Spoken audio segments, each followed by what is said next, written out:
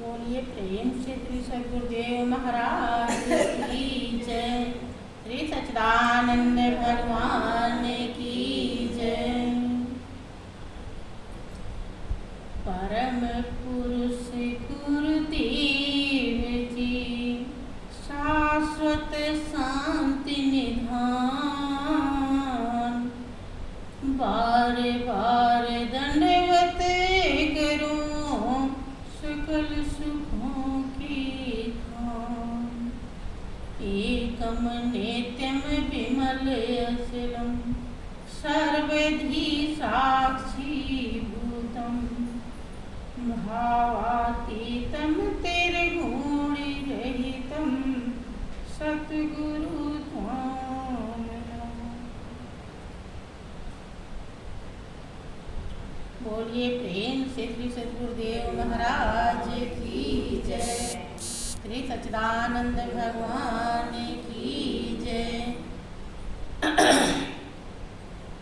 वृंदावन बिहारी लाल की जय। साचे दरबार की जय। सत्य सनातन धर्म की जय। पवन सुत हनुमान जी महाराज की जय। बोलिए प्रेम से सब संतों की जय। प्रिय बहनों, वास्तव में ये कटु सत्य है। जब कभी भी कहीं भी किसी के जीवन में सत्संग का अवसर मिलता है तो उसके भाग्य उदय हो जाते हैं। वो भाग्य जिसको प्राप्त करने के लिए जिंदगी मिली। दुनिया में बहुत चीजें हमको प्राप्त हो जाती हैं, चाहे वो धन दौलत रुपया पैसा व्यक्ति वस्तु कुछ भी हो, लेकिन सब नाशवान है, क्षण भर में छूटने वाला है, धोखा देने वाला है। लेकिन सत्संग से जो भाग्य बनता है वो अविनाशी है, वो कभी धोखा नहीं देता, वो कभी साथ नहीं छोड़ता। और उसके साथ रहने से जब वो साथ रहता है तब हमें शांति सुख और आनंद की प्राप्ति होती है, क्योंकि वही अपना है और उसमें किसी भी प्रकार का मेरा और तेरा नहीं है, दोष विकार नहीं है, कोई कमी नहीं है। हम उसको अपने साथ रख लें और मेरा और तेरा छोड़ दें, इसीलिए सत्संग की जरूरत होती है। सत्संग की आवश्यकता इसीलिए है। अगर मेरा और तेरा नहीं गया तो हम सच्चे सत्संगी नहीं कहला सकते,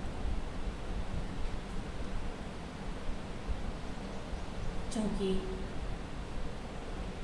हमेशा आप सुनते हैं कि गगरी जब आधी भरी होती है तब छलकती है, और जब पूरी भर जाती है तो छलकती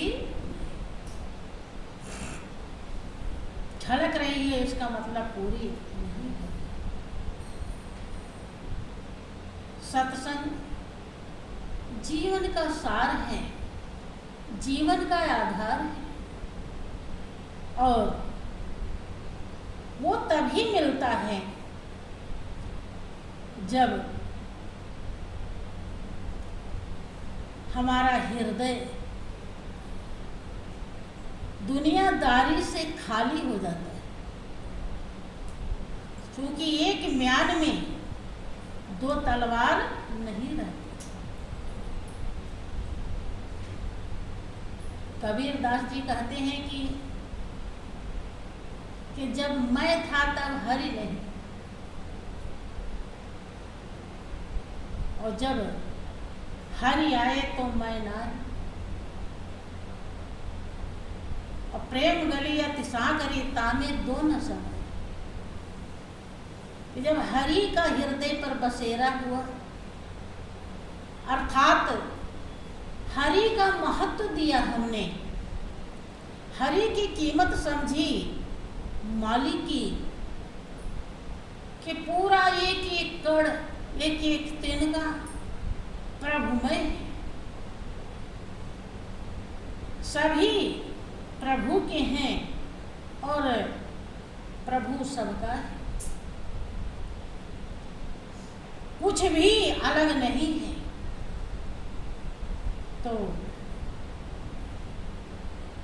वहीं पे मेरा और तेरा खत्म हो जाता है। अगर ऐसा भाव है तो ये सब गुंजाइश नहीं होती।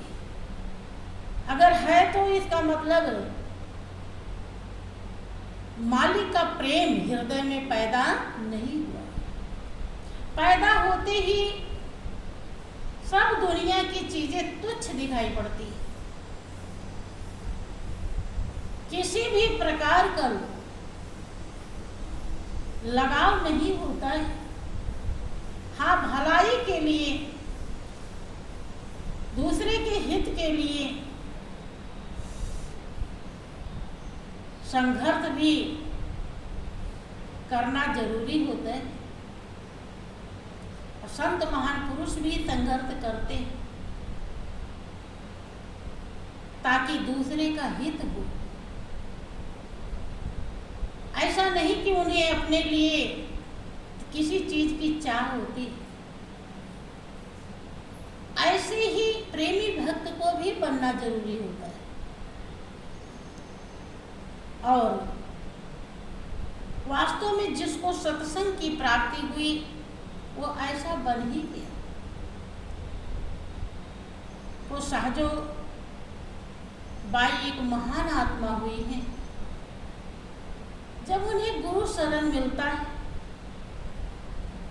और गुरु तत्व की जब वो कीमत समझती है, गुरु तत्व कहिए या प्रभु तत्व कहिए,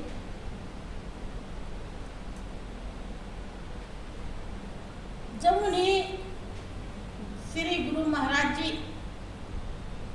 ब्रह्म ज्ञान, आत्मज्ञान, तत्व ज्ञान देते, 5 तत्व की शरीर है और इसके अलावा एक तत्व और है जिसे ही परमात्मा कहा जाता है। उस परम तत्व का जब उन्हें बोध हुआ, ज्ञान हुआ, ज्ञान का मतलब होता है परख हो जाना, पारखू बन जाना। जो गुरु महाराज जी ने दिया है, जो दिया है वही समझ जाना। नहीं, वो दिए तो कुछ और होते हैं और हम समझते कुछ और। वो तो तीनों लोक से बड़ी दौलत हमको प्रदान कर दी, अविनाशी रिश्ता दर्शा दिया, अविनाशी मीत से मिला दिया, अविनाशी परमपिता परमेश्वर से मिला दिया। उस सच्चे यार से मिला दिया जो कि संसार में अपना है, लेकिन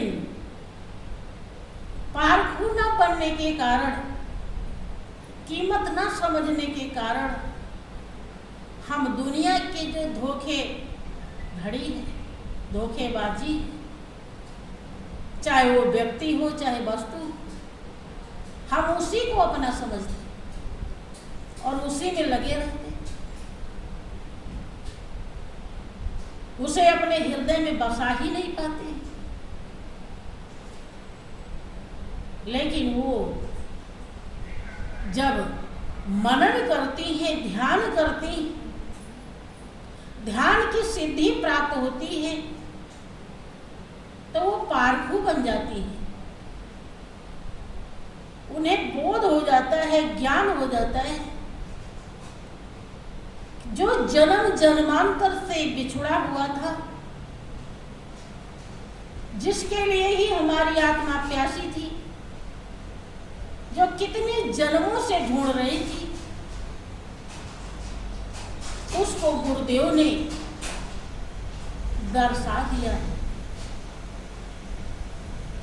वो इतनी खुश होती है, इतना उनको लगाव हो जाता है, इतना प्रेम हो जाता है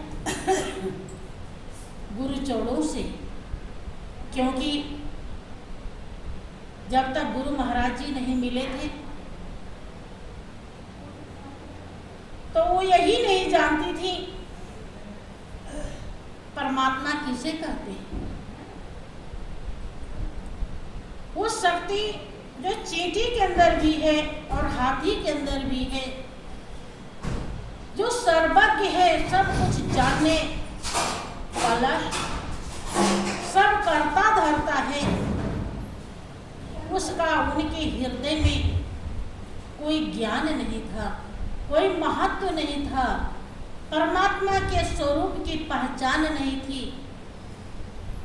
फोटो या मूर्ति वही भगवान मानती थी। लेकिन हर जगह जो फोटो में भी मौजूद है, मूर्ति में भी रम रहा है, जिससे कोई कण खाली नहीं। उस व्यापक शक्ति का जब गुरुदेव ने प्रकटीकरण कराया, पहचान करा दी, दीदार करा दी, दर्शन करा दी, और उनके ऐसे पुण्य थे, पुण्य की कमाई थी। बहनों, पुण्य की कमाई नहीं होती है तो उस व्यापक स्वरूप का अनुभव करके भी लोग उसकी कीमत नहीं समझ पाते, और जब कीमत नहीं समझ पाते तो प्रेम कैसे होगा, लगाव कैसे होगा, फिर हृदय में प्रेम पैदा ही नहीं होता। जो धोखा है, जो पहले भी अपना नहीं था, कि लक 84 खत्म हुई ना, कोटि कल्प उपचार गए और नाक में दम आ गया, करे क्या मरते मरते हार, कि पता नहीं कितने माता पिता भाई बंधु जन्म जन्मांतर से होते आए, आज किसी का भी पता नहीं। आज भी जो मिले हैं, जब आंख बंद हो जाएगी तो वो भी छूट जाएंगे। उन्हीं को हम अपना समझते रहते हैं, उन्हीं में ये अनमोल समय बिताते रहते हैं। जितनी दुनिया में जितनी भी चीजें हैं, सबका मोल है, लेकिन आपका जो जीवन है और जीवन की जो सच्चाई है वो अनमोल है। अनमोल दौलत जिसका कोई मूल्य बता नहीं सकता, आज तक कोई नहीं बता पाया। जब से सृष्टि बनी, जब से युग बना, कोई भी नहीं बता पाया। वो कीमत श्री गुरु महाराज जी प्रदान कर देते हैं, लेकिन हमारे पावन संस्कार न होने के कारण और ज्यादा पुण्य होने के ना कारण पुण्य नहीं है और मानस पटल इसके आगे साफ नहीं तो हम पहचान नहीं पाते। हम नहीं समझ पाते कि हमें गुरुदेव ने क्या दे दिया, और जब यही पता नहीं कि क्या दिया है तो हम उसे संभालेंगे कैसे। जिसे थोड़ा भी समझ में आ जाता है कि यही हमारा है और इसे हमें संभालना चाहिए, तो चाहे कितने भी काम हो, कितने भी परिवार क्यों ना हो, कितनी भी झंझट क्यों ना हो, वो अपने कीमत को बेकार नहीं जाने देता। वो प्रभु का ध्यान अवश्य करता है, प्रभु के नाम का चिंतन अवश्य करता है। कि भगवान कृष्ण ने अर्जुन को समझाया कि तू निरंतर सुमिरन कर और युद्ध भी कर। जब वो समझ पाए कि यही सब कुछ है और इन्हीं का नाम हमारे अंदर भी चल रहा है, ये बाहर भी है और अंदर भी है। जब उन्हें ऐसा बोध हो जाता है तब वो नाम सुमिरन भी कर रहे हैं और युद्ध भी कर रहे हैं। जहाँ जिंदगी और मौत का सवाल है बहनों, जरा सा चूक जाएं तो मारे जाएंगे, लेकिन वहां भी वो उस अनमोल खजाने को धारण किए हुए हैं और उसे अपने हृदय में हर तरह से भाव बना के इकट्ठा कर रहे हैं, लूट रहे हैं। क्योंकि इस संसार में अगर कोई चीज दिल लगाने की है तो प्रभु है और प्रभु का नाम, और कुछ भी दिल लगाने के काबिल नहीं। और आप लोगों को पता है जब उन्होंने कीमत समझी, पारखू बन गए, ज्ञान की जो गुरु महाराज जी प्रदान करते हैं, तो युद्ध के मैदान में भी उन्होंने भरपूर कमाई करी और युद्ध भी जीत गए, लोक और परलोक दोनों बना गए।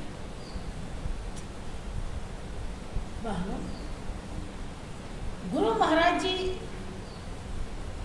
जो कुछ भी हंसी में भी कह देते हैं वो भी सदा सत्य ही होता है, लेकिन ऐसा समझने लायक भी कोई कोई हो पाता है, वो पारखू ही नहीं बन पाता, परख ही नहीं पाता। परखने के लिए पुण्य चाहिए, पुण्य की कमाई अगर नहीं है, इसीलिए तन मन धन से जहां तक बने हमें सेवा करनी चाहिए। जब हम करते हैं तन से भी, मन से भी, धन से भी, तो हमारे संस्कार जो बिगड़े हुए होते हैं वो बनने लगते हैं, और बनने लगते हैं तो हृदय निर्मल होने लगता है। हमारे जीवन का जो 10वां भाग है तन मन धन, वो 10वां भाग जहर है। वो धर्म में लग के ही हमको सुकून देता है, शांति देता है। अगर धर्म में नहीं लगा तो वो कभी हमारा नहीं होगा और दुख भी देगा। नाना प्रकार की बीमारियां हो जाती हैं, उसमें भी बहुतों को ऐसे भले ही न कुछ करें, उसमें बहुत पैसे खर्च कर देने पड़ते हैं और कष्ट भी उठाना पड़ता है। बीमारी तो बहुत दुखदायी। अगर हमने थोड़ा भी कुछ लगाया है तो सूली कांटों बदल जाती है। उससे बहुत बड़ी दया और कृपा प्रभु की हमें मिलती है और हम प्रभु से कुछ कहने लायक भी रहते हैं। और अगर कुछ कर्म ही न करें फिर कैसे करें? ज्ञान की कीमत गुरुदेव की दया और कृपा सहजो बाई ने समझा। आप हमेशा उनके पद को सुनते हैं। उन्होंने क्या कहा कि राम तजू पे गुरु न बिसारो, राम तजू पे गुरु न बिसारो, गुरु के समय हरि को न निहारो, गुरु के समय हरि को न निहारो। वो क्या कहती है कि राम को तो मैं त्याग सकती हूँ, लेकिन गुरु को बिसारूंगी नहीं, भूलूंगी भी नहीं कभी। त्यागने को कौन कहे, क्योंकि जान रही है कि गुरु ही राम से मिलाते। गुरु महाराज जी नहीं होते तो हम राम को कभी भी प्राप्त नहीं कर पाते। कारण दर्शाती हैं कि क्यों ऐसा मैं करूंगी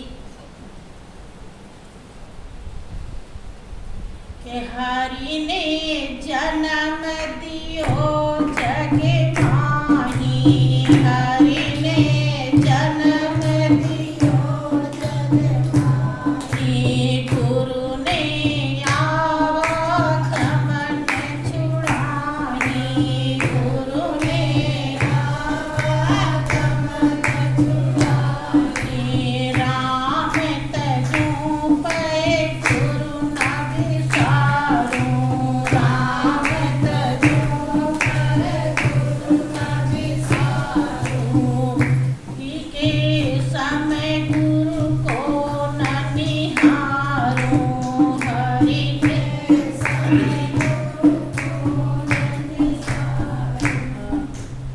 कहती है कि हरि ने जन्म दियो जग माही।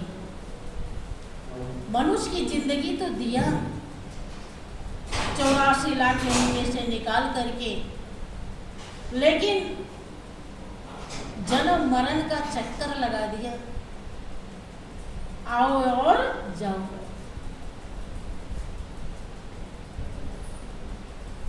आना जाना जो जग में लगा ही रहा, तेरे आने और जाने से क्या फायदा। जन्मते और मरते समय असहनीय दुख होता है जो बर्दाश्त से बाहर होता है। वो दुख जब तक सतगुरु नहीं मिलते, सतगुरु के द्वारा परम पिता परमेश्वर का ज्ञान नहीं होता, मालिक का बोध नहीं होता, तब तक ये चक्कर लगा ही कि गुरु महाराज जी ने आवागमन ही छुड़ा दिया, जिंदे मुक्ति प्रदान कर दी, अर्थात कीमत समझ करके हमें दुखों से निवृत्ति मिल गई। दुनियादारी ही हमें दुख देता है, दुनियादारी की समझ आ गई, हमने कीमत समझ लिया दुनिया है क्या, तो हमारे हृदय में उसका वास नहीं होता। वास होता है जो दुनिया को बनाया, तो जिंदे मुक्ति हो जाती है। आगे क्या कहती है कि राम तजू पे गुरु न बिसारो, राम तजू पे गुरु न बिसारो, गुरु के समय हरि को न निहारो, गुरु के समय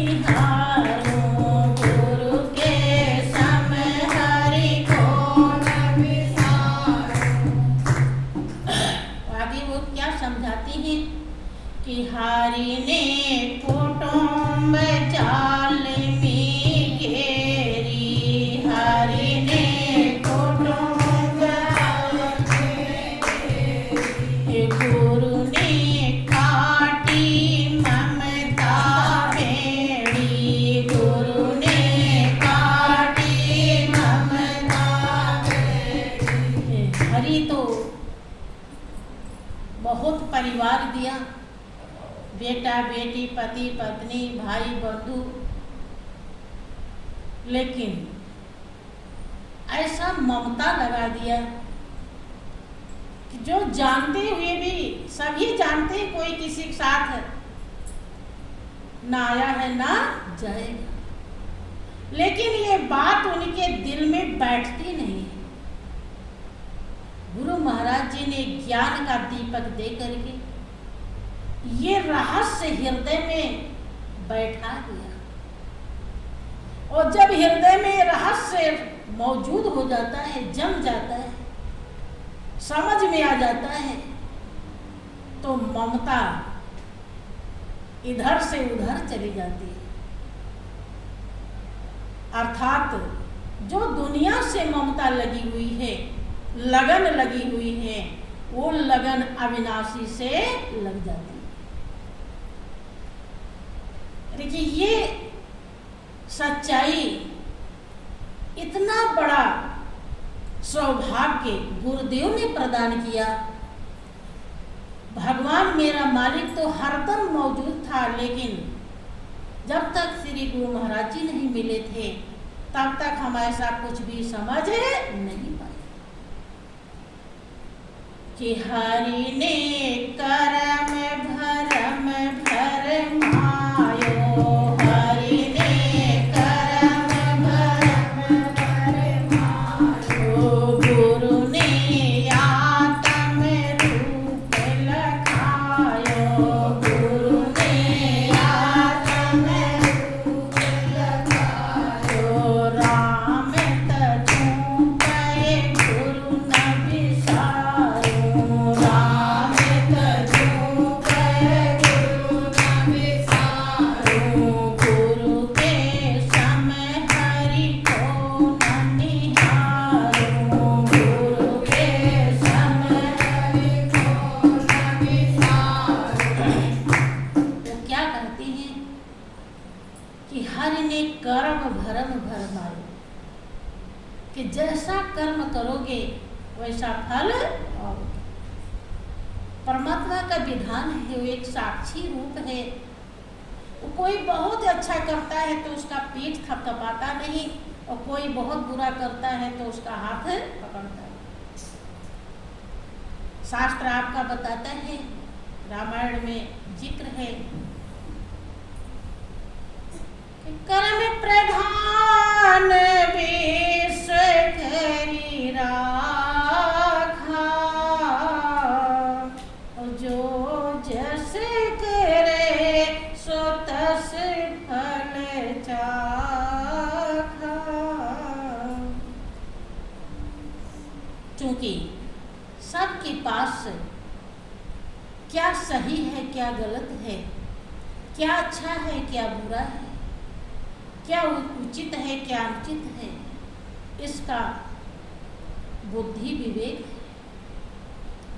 अगर वो विवेक से काम नहीं लेता है, कर्म दूषित करता है, तो फल भी दूषित मिलता है, और जन्म जन्मांतर उसे उस कर्म को भोगना पड़ता है। वो साथ नहीं छोड़ता। कर्म पर कर्म अगर बिगड़ गए तो बिगड़ते ही चले जाते हैं। 84 लाख जन्म तक उसे छुटकारा नहीं मिलता। लेकिन जब श्री गुरु महाराज जी उस आत्म स्वरूप को, जो हमारे रोम रोम में रम रहा है, जो हमारे अंदर बैठा हुआ है, तो हमारा जीवन आबाद है। सबके अंदर वही परमात्मा आत्मा के रूप में स्थित है। उस स्वरूप को जब श्री गुरु महाराज जी लखा देते हैं, उसका एक बार दर्शन करते ही 84 लाख योनि से जीव छुटकारा पा जाता है। और जब जब हम दर्शन करते रहते हैं, ध्यान लगाते हैं, दर्शन पाते हैं, तब तब हमारे कर्म जो भी जन्म जन्मांतर से बिगड़े हुए हैं, गलत है, वो ज्ञान रूपी अग्नि में उल्टे कर्म जल जाते हैं। और हम गुरु के उपदेश के अनुसार जब इस दुनिया में सबल सबल के कदम रखते हैं तो हम गुनाहों से बचते रहते हैं और हमारा जीवन निर्मल होता चला जाता है। जब निर्मल हो जाता है तो हमको शांति, चैन, आनंद, सुख मिलता है, जिसके लिए मालिक ने इस दुनिया में भेजा है। वो कहती है कि हरि ने तो कर्म भरम भरमा दिया कि ये कर्म करोगे तो ये भोगोगे, कर्म करोगे, लेकिन गुरुदेव ने तो आत्म रूप ही लखा दिया कि यही सब कुछ है, इसका दर्शन करोगे, इससे दिल लगाओगे, फिर रिश्ता जोड़ोगे तो तुम्हारा जीवन धन्य हो जाएगा, कृतार्थ हो जाएगा। यही पावन है, यही अविनाशी है, यही अपना है। उसमें जब जब हम ध्यान लगाते हैं वो निर्दोष, निर्लिप्त, निर्विकार है और हम वैसा ही बन जाते हैं। आगे क्या समझाती हैं कि राम तजू कहे गुरु न बिसारो,